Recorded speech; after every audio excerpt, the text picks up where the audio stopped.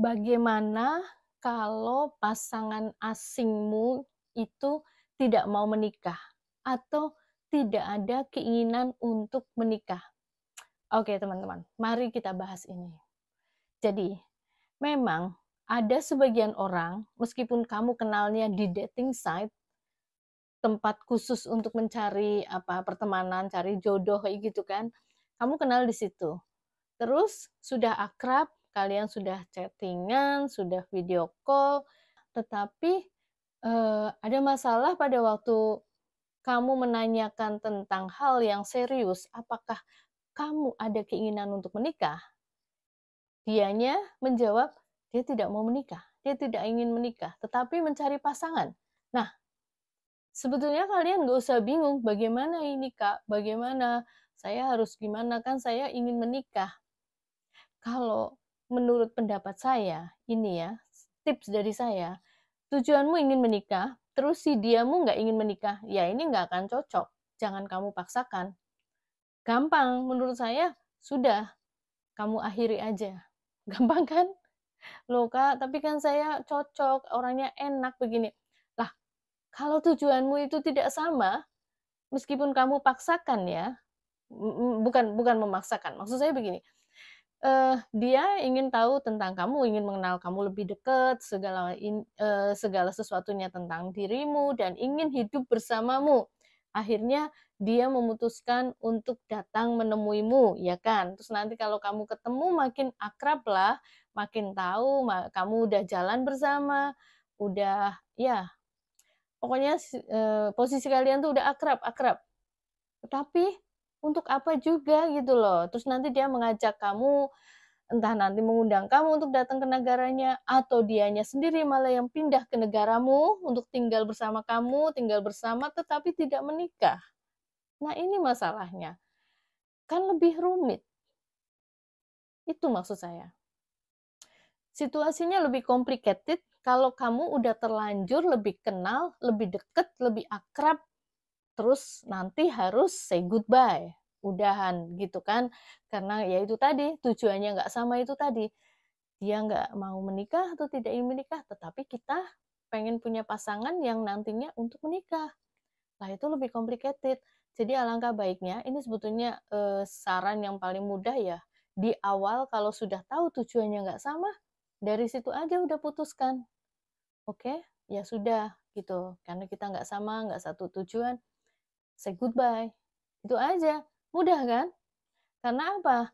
Di negara negara maju, negara yang sekuler yang punya pandangan lebih liberal daripada negara kita di Indonesia, pasangan-pasangan yang hidup bahkan punya anak ya, mereka tuh tinggal bersama tuh nggak ada ikatan pernikahan itu biasa gitu.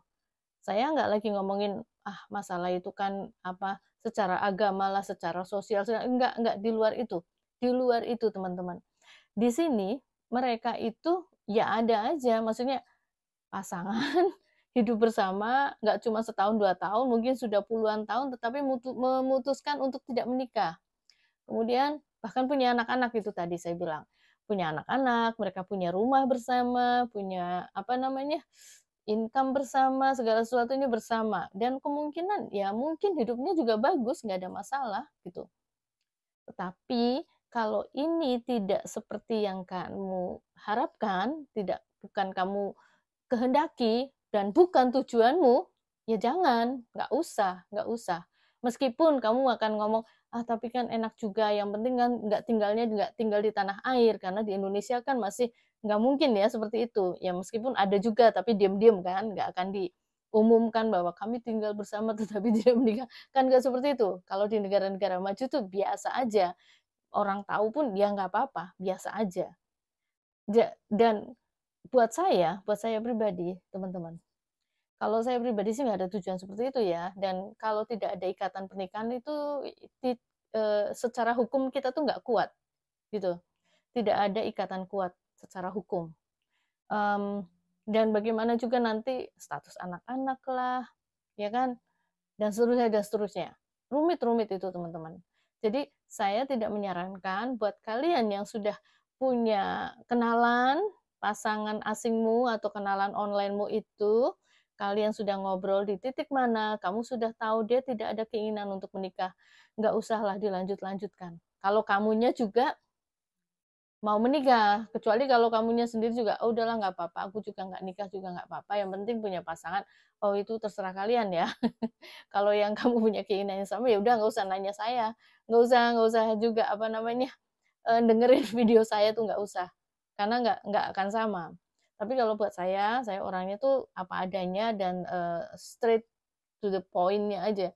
Kalau saya sih enggak, menurut pandangan saya itu akan complicated gitu. Buat kita juga sebagai perempuan, secara hukum juga nggak kuat, bagaimana juga dengan anak-anak, bukan cuma itu ya. Nanti kalau sudah meninggal, nanti apa masalah harta ini tuh, rumit lah, sudahlah. Bukan sih saya ngomongin masalah itu saja bukan ya. Tetapi kalau saya lebih kepada masalah takut sama Tuhan saya gitu.